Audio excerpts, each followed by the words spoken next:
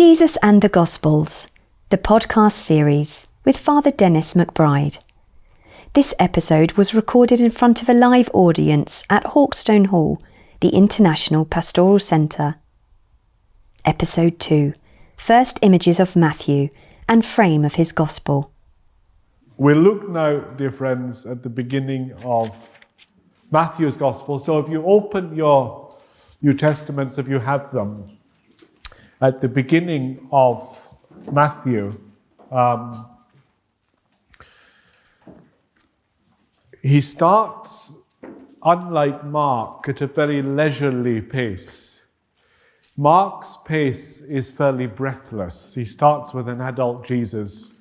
Things happen to him, and then he goes up to Galilee, and he's beginning his ministry in the 15th verse of the first chapter. And one of the words that Mark loves in his gospel, he uses it about 40 times, is immediately. Immediately Jesus goes here and he calls the disciples, and immediately they follow him. And you're exhausted kind of following Mark through his immediatelys. Matthew, on the other hand, starts quite slowly. There's one phrase in Matthew's Gospel that most scholars see as utterly autobiographical. It's a phrase you know well, where Matthew says every scribe who becomes a disciple is like a householder who brings out of his storeroom, tesarion or treasure house, things both old and new. And that's exactly what you're going to watch Matthew doing. And he situates the frame of his gospel very quickly, doesn't he? When you open the Gospel of Matthew, before you learn that Jesus is the son of Mary, he tells you what first? That he's the son of David and the son of Abraham. Matthew gives you his frame in the first sentence. He takes his story, notice, back to the great patriarch Abraham, back to 1800 BC, okay?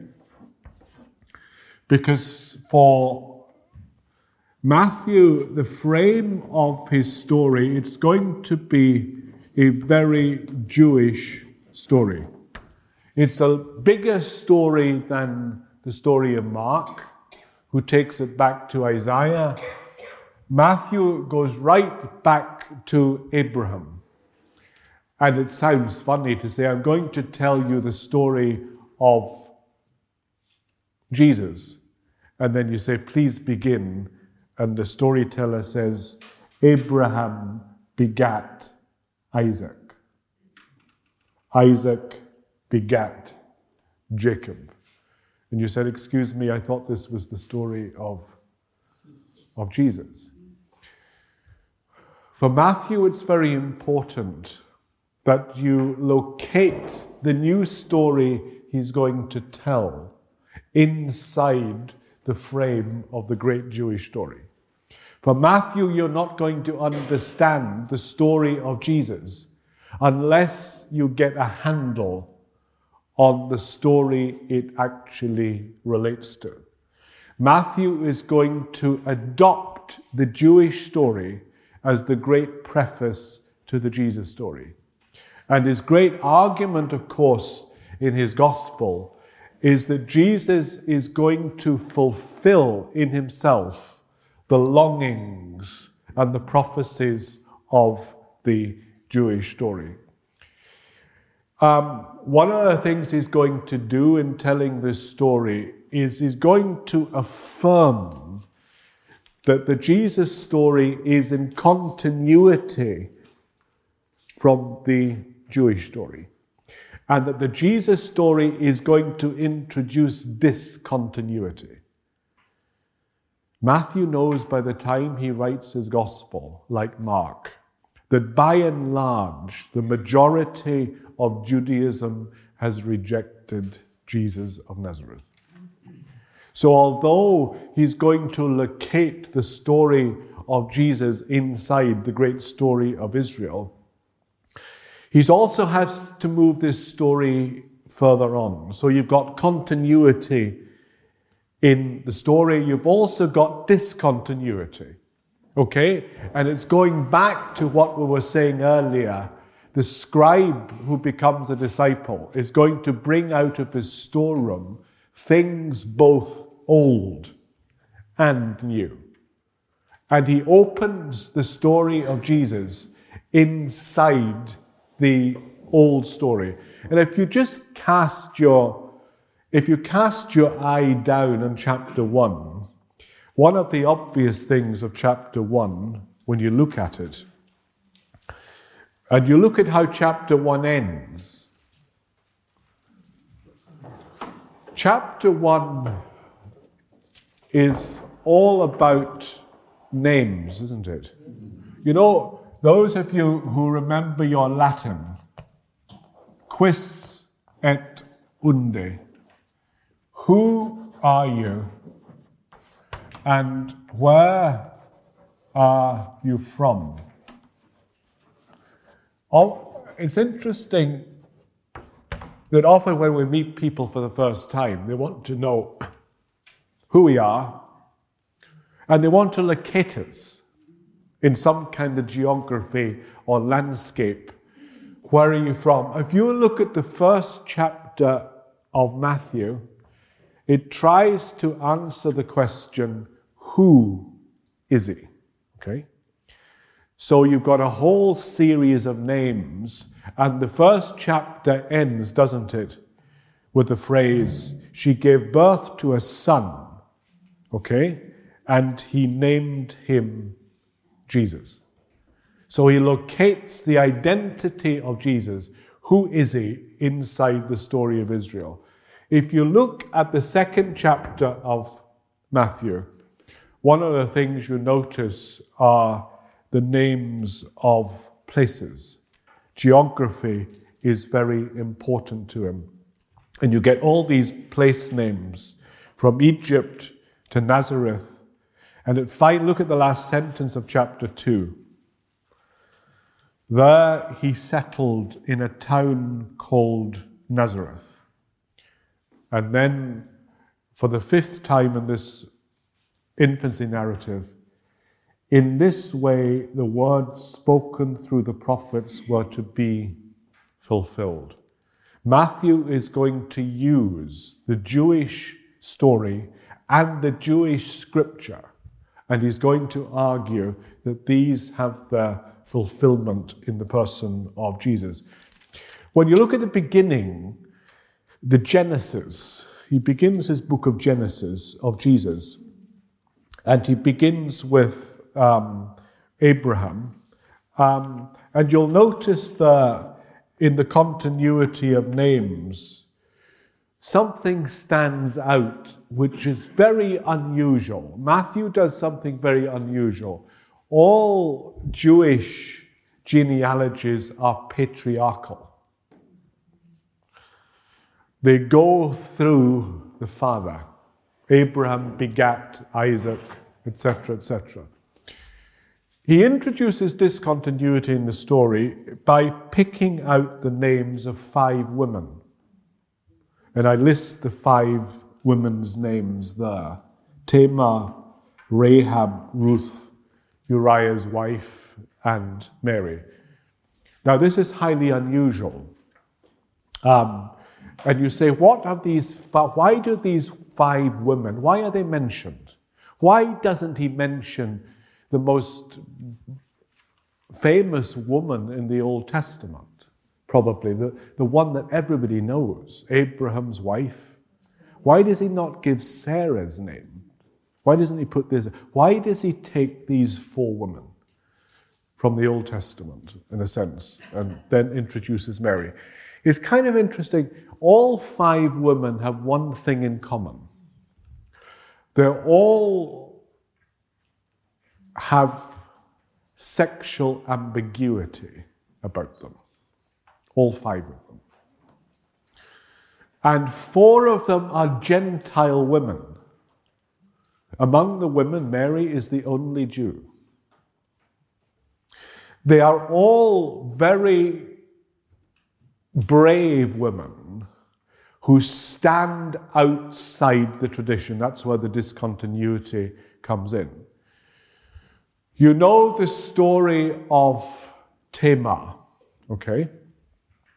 You've heard of Judah. Well, remember the elder brother of Joseph. Judah had 3 sons, okay? The first son was called the second was called Onan, and the third one was called Shelah, okay? Tamar, a Canaanite woman, married into the family. She was an outsider, and she married a man who couldn't make his mind up about anything, probably, given his name. And died very quickly in the marriage. And of course, what happens? By marriage, Onan is obliged to give a son to Tamar. And the son will be recognized not as the son of Onan, but as the son of okay? Onan has no problem sleeping with Tamar, but he doesn't want to give her a son, because the son that he will give Tamar will not be his son, okay? So what does he do? When he sleeps with Tamar, he spills his seed on the ground, okay? And God's not very happy with that, and it's bye-bye Onan, okay? So she's got 2 husbands down. Shelah is very young, and Judah, having lost 2 sons, he's only got 1 left. And he says to Tamar, my dear, why don't you go home? Go back, have a long break, have a long sabbatical. And when Shelah has grown up, then I will send Shelah to you, and he will give you a son. Okay? Tamar goes back to her own people, the Canaanites. Okay? And she waits, and she waits, and she waits. Judah's wife dies, and Tamar hears that Judah is coming to a village near hers for a big sheep festival. So what does she do? She sits on the road that leads to the village of the sheep festival, and she dresses herself up as a prostitute, and she waits for Judah. And Judah comes along, and he doesn't recognize that this woman is his daughter-in-law. He just sees a prostitute. And of course, there's only one question. Arithmetic. How much? And she says a sheep. He's a shepherd. And he agrees, but he doesn't have any sheep with him. So she says, that's okay, give me your ring and give me your belt. The belt was going to come off anyway. And give me your stick. And I will keep these 3 things, and I will give you them back when the sheep comes. Judah sleeps with Tamar. Okay? And then when he gets back to his own place, he sends one of his friends with a sheep to give to Tamar. And he goes into the village and he says, I've got a sheep for the prostitute. And the villager says, excuse me, there's no prostitute here. So he goes back with the sheep. 3 months later, Judah hears that Tamar is pregnant outside the family. This will bring shame to the family. So what does he do? He orders that Tamar should be executed because she has brought shame to the family, having conceived outside the family. Tamar, on her way to the execution, sends Judah 3 things. She said, the father of my child wore this belt. He walked with this stick, and he had this seal on his finger. And when Judah, of course, recognizes that they are his, he has to back off. Clever woman. And Matthew says this clever woman called Tamar, she gives birth to twins. She's the mother of Perez and Zerah by her own father-in-law. Dear friends, if you think you have odd relatives,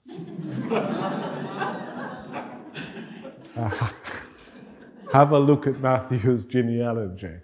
The next woman mentioned, Tamar dressed up as a prostitute. The next woman is a prostitute. It's like, can you imagine, it's like Matthew is giving you Jesus' photograph album. And saying, you want to have a look at the relatives first. You know, sometimes you go into somebody's house to visit, and they say, oh, you must see the wedding photographs. And then you get 3 volumes, page after dreary page, of strangers.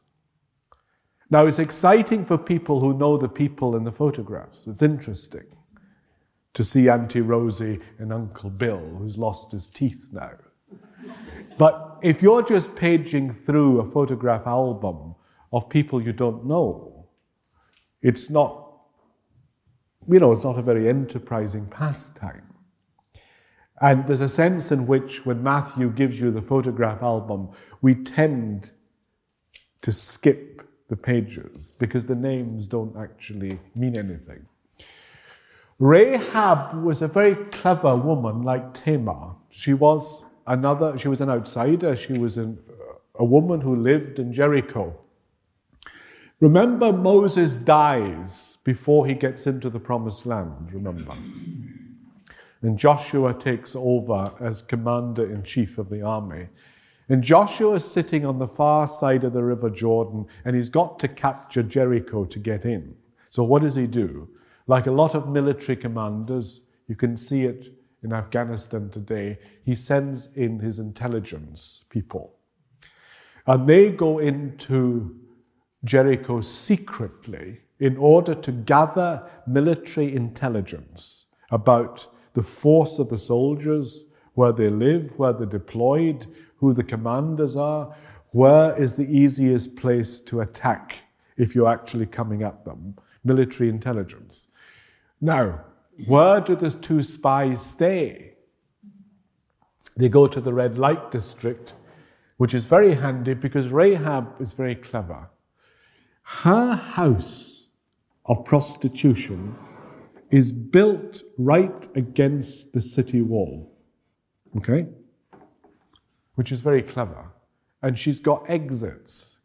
When the men come in here to have their little negotiation, and if the wife turns up at the front door and says, you've got my husband in there, Rahab has organized it that they can get out the window here and they're outside the city walls, outside the city. It's an ideal place for a house of prostitution, okay? Rahab is a clever woman. She knows these 2 spies are foreigners.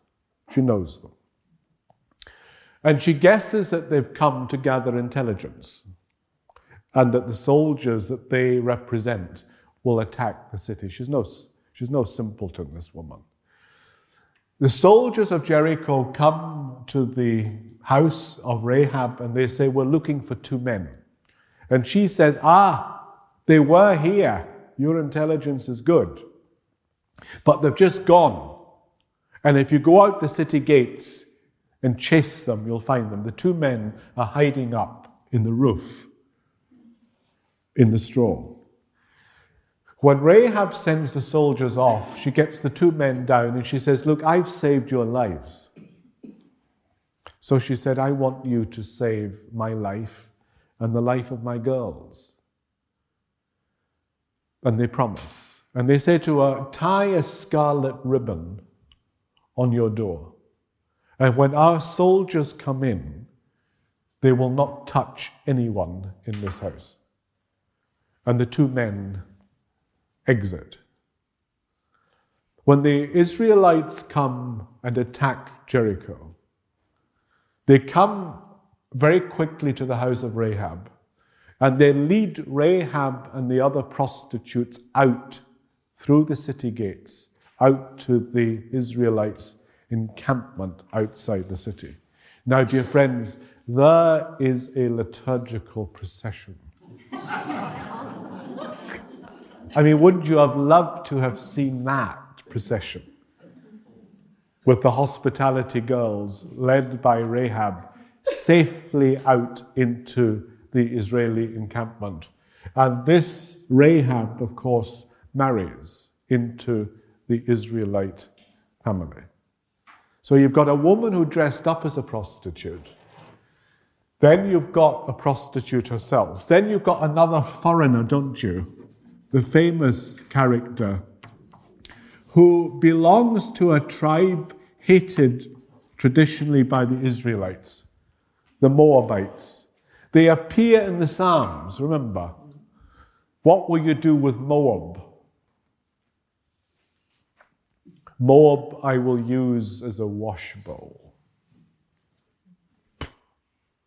Dirty water, then you throw it out. There's an old couple from Bethlehem, funny names, Naomi and Elimelech, lovely name that. And they've got two daughters, Oprah Winfrey and Ruth, okay? Sorry, those are not the daughters, they've got two sons, okay? They've got two sons, and Bethlehem is suffering from a famine. They're a very poor family. They've got nothing to eat, so what do? You become refugees. This is a story of refugees. And they leave Bethlehem and they go to the land of Moab, their favorite enemies. And the Moabites give them hospitality, okay? So much so that the two sons marry Moabite girls, okay? Oprah and Ruth. And then the old man dies, Elimelech, and the two sons die, the two husbands, leaving the old woman with the two foreigners. And she tells them, look, she says, your husbands have died, go and marry again. She said, there's no place for me here now, I've got nobody. She says, I'm going home. And then you've got this lovely prayer of Ruth, who turns to this old woman and says, where you go, I will go. Your people will be my people, your God will be my God, and where you are buried, I will be buried alongside you, okay? So they go back to a very poor Bethlehem. And of course, there's very little there. But Naomi has a relative who is fairly rich and well off, a guy called Boaz. And Ruth's a very good-looking girl. She's young. And Naomi's a great schemer. Naomi says to Ruth, go into the land of Boaz, and you're allowed to collect in our tradition what the men in the fields don't gather or leave behind them, the poor are allowed to pick up. So Ruth goes into the fields, and as soon as she goes into the fields, of course, Boaz sees her, a stunningly beautiful young woman. And he orders his own men not to abuse her. Why? Because she's a foreigner. She's unimportant, and she could be treated just as an object of sexual play. So Boaz tells his own men, on no account must they abuse Ruth the Moabite, And not only that, but they must drop things along the way so that she can gather in plenty. So when Ruth goes back with her apron groaning with food, old Naomi's eyes light up. Her plan is clearly working. She sees security ahead. And then she says to Naomi, she says to Ruth, she says, you know, at harvest time, all the men get drunk in the fields. And they're so drunk they can't come home. So what do? They sleep in the fields. She says, when they're all drunk, you go up and you go to where Boaz is sleeping and you lift the blanket from his feet. And he'll waken up because his feet will be cold. And when he wakens up, gosh, he'll see you.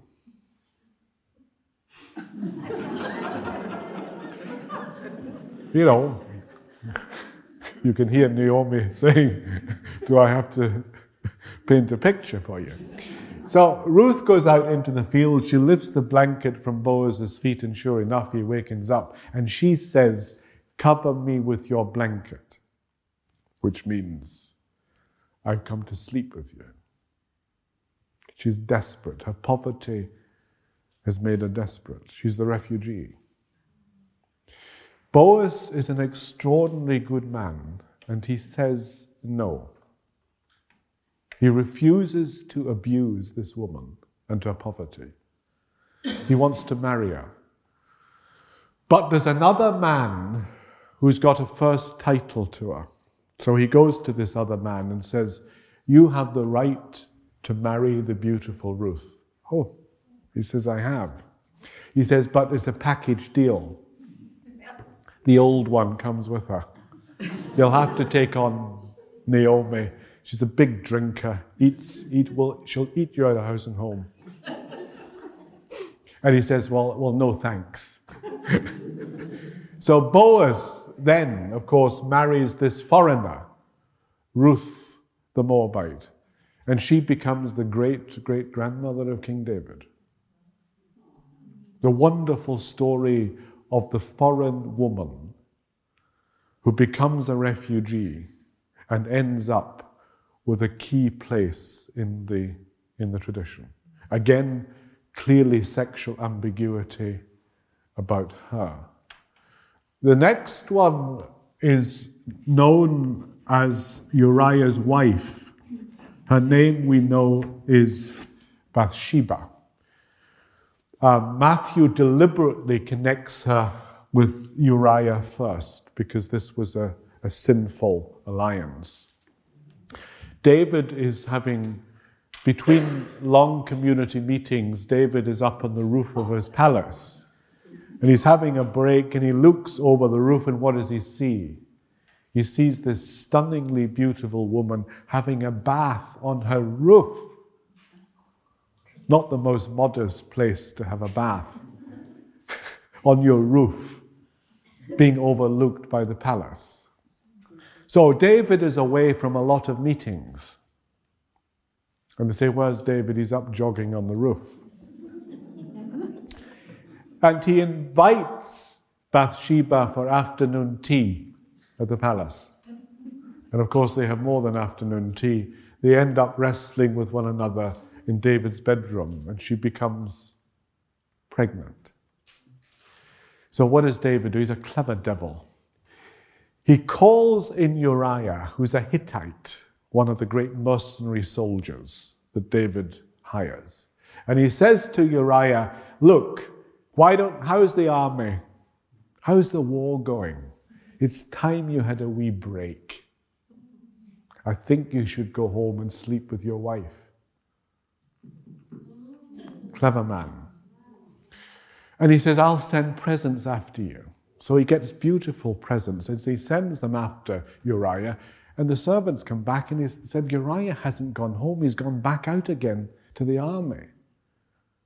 So he calls Uriah in again. He said, why don't you go home and sleep with your wife? Have a break, relax for God's sake. And Uriah said, look, God is out there in a tent. My soldiers are sleeping on the ground, and you're asking me, their commander, to go home and sleep in a soft bed? What kind of a commander would I be? No, he says. I'll go and sleep on the hard rocks with my men. David says, but you'll stay for dinner. And he makes them stocious drunk in the hope that he'll go downstairs, out the palace, and over the road to his home. But he doesn't. He sleeps on the couch in David's room until the morning, and he goes back to his men. So what does David do? You know the story very well. He arranges Uriah to be in the front of the battle, and he orders his own soldiers that when Uriah is in the thick of the battle, withdraw and leave him alone. In other words, he organizes the execution of Uriah. Bathsheba marries David. The son does not survive. But what started out as an adulterous relationship ends up with Solomon, the son of Bathsheba and David, the wisest king in the whole of the story of Israel. It's an extraordinary story. And you keep saying to yourself, what's Matthew trying to tell us? Why is he including these women rather than other women? And finally, the last woman also has sexual ambiguity about her. Why? Because she's found to be pregnant before she marries. And Joseph represents the kind of hurt manhood. You know? Joseph is angry and represents that kind of hurt manhood that can happen.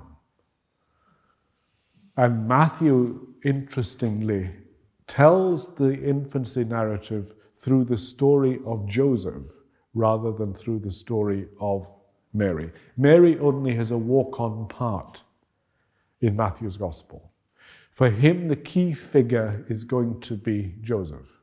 And it starts with Joseph's anger.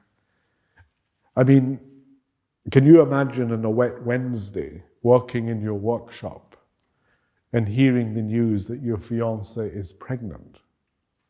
Now, I don't care what you think about the Holy Spirit. It's not great news, is it? That's why they say that later when Joseph went to heaven, every time he saw a dove, he reached for his gun.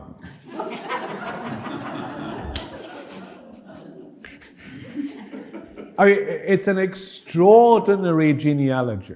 I mean, Matthew is slipping in some extraordinary good news here. That in spite of people's stupidity, in spite of their sexual obsessions, in spite of their capacity to murder people, somehow the story of salvation is being told. He does not give you a list of saints and say, look at the relatives of Jesus. No wonder he was good. He gives you a list of the crooked and the cracked, dear friends.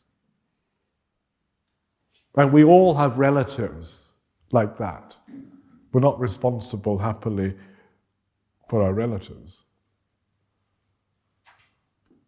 If Matthew had only written the genealogy of Jesus, it would have been good news. Because he tells people, in a sense, that no matter what you have done in your life, there is still a place for you in God's plan.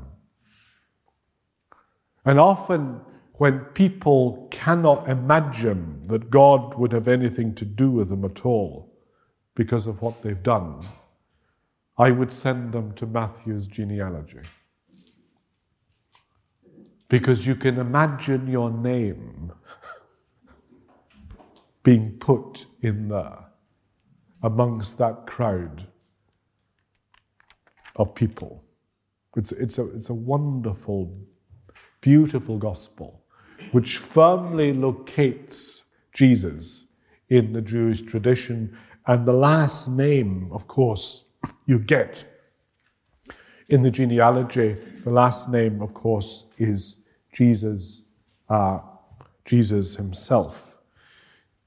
The image that Matthew is excited about, now dear friends, this might not excite you.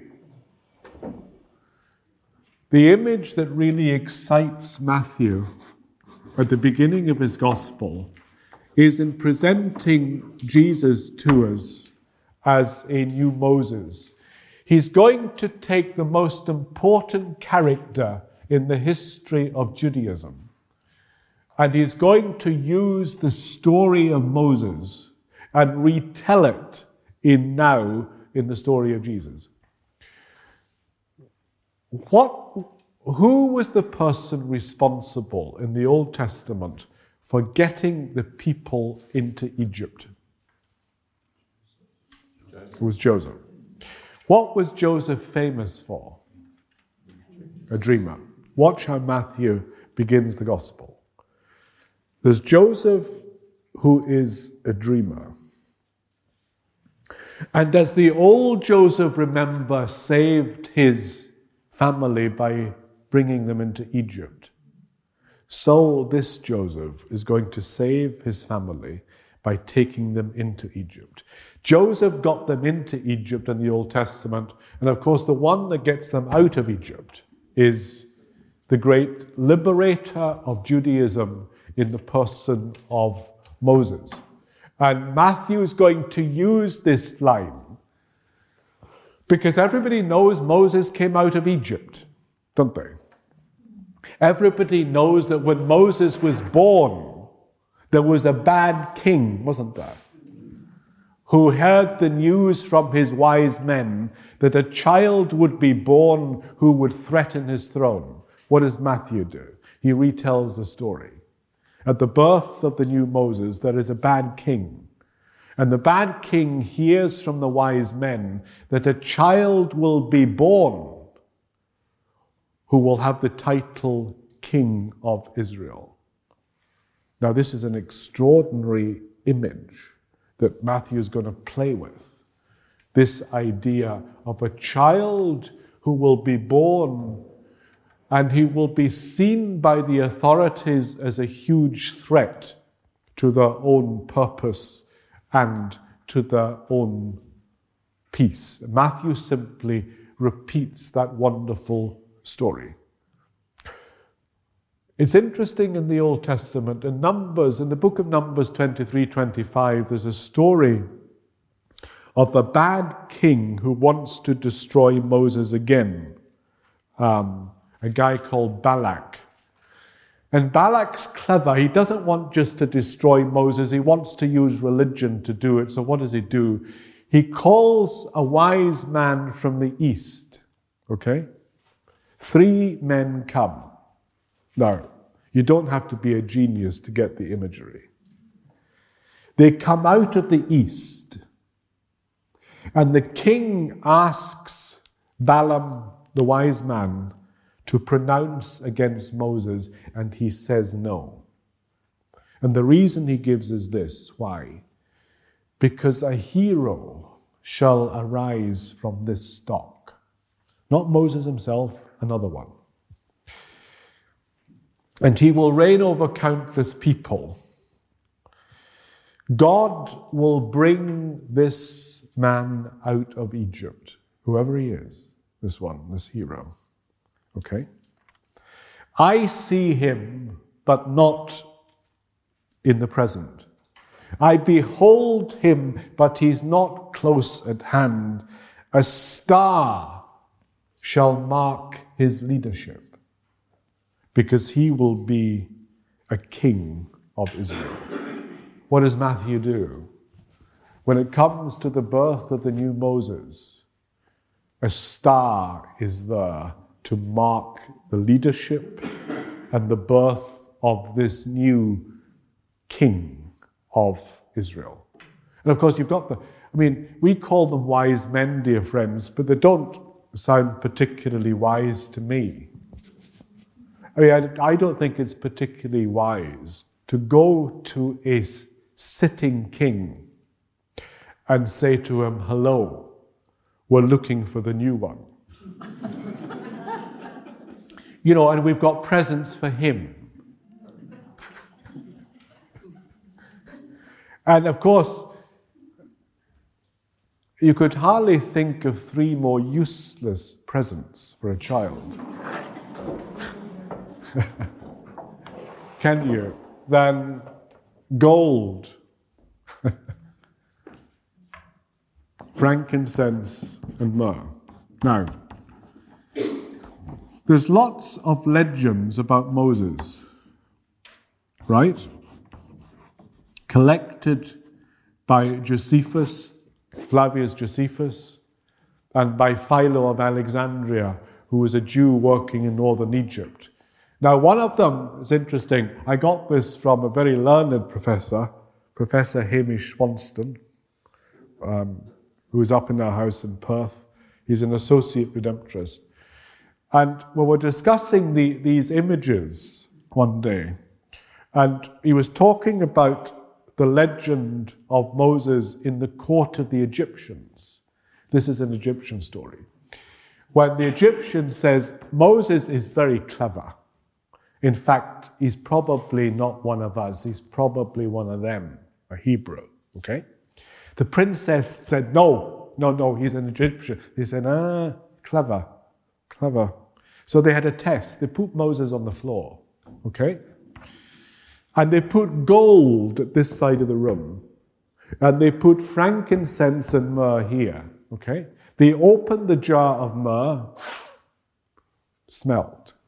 They lit the incense smoke. And they said, if he goes here, he's Egyptian.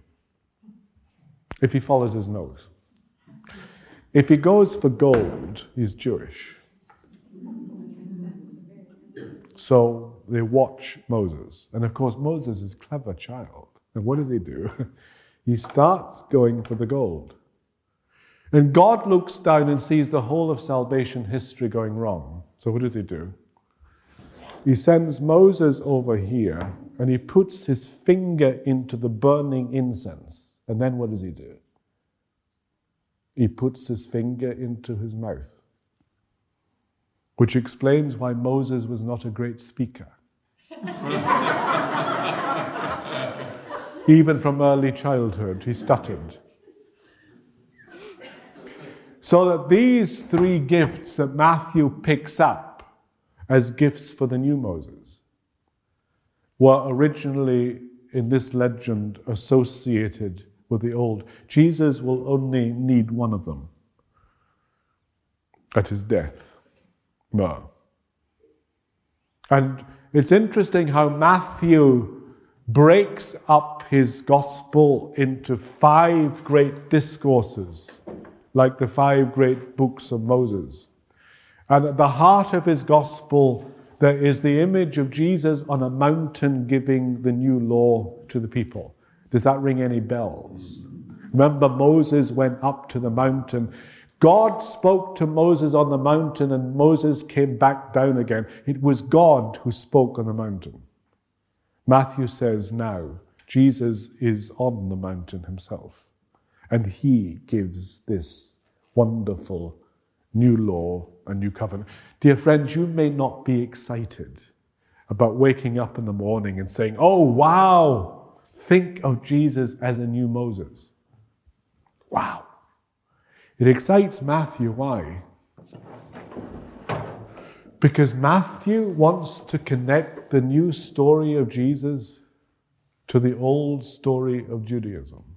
And he is brilliant at retelling the story of Jesus in terms of the great story of Moses. He's absolutely brilliant at connecting the two. Is that making sense? So when you're preaching or teaching or reading Matthew's Gospel, dear friends, you'll realize you're in a much bigger story. than the story of Mark. And Matthew never goes outside the Jewish story. He's got two bookends, one at the beginning and one at the end, that mention Gentiles. Who are his first visitors to Jesus? They are the Magi from the east, Gentiles. And if you look at the last two sentences of Matthew's Gospel, Jesus says, "Go make disciples of all nations." But that story is not told in the Gospel. Matthew tells a Jewish story where Jesus tells his disciples during his ministry, "Go only to whom? To the lost sheep of the house of Israel. Don't set your feet into pagan territory." So his Jesus does not go outside the Jewish story. So when you're preaching Matthew, you're preaching a very Jewish Jesus. Well, Matthew connects very closely Jesus into his own Jewish roots, but breaks out of that at the end of his gospel, where you watch Jesus now opening up the Jewish story to the story of the Gentiles. While listening to these recordings, you might want to have the book Jesus and the Gospels beside you. You can order your copy at www.rpbooks.co.uk or find the ebook for your smart device. Thank you for joining Redemptorist Publications on this journey with Jesus and the Gospels.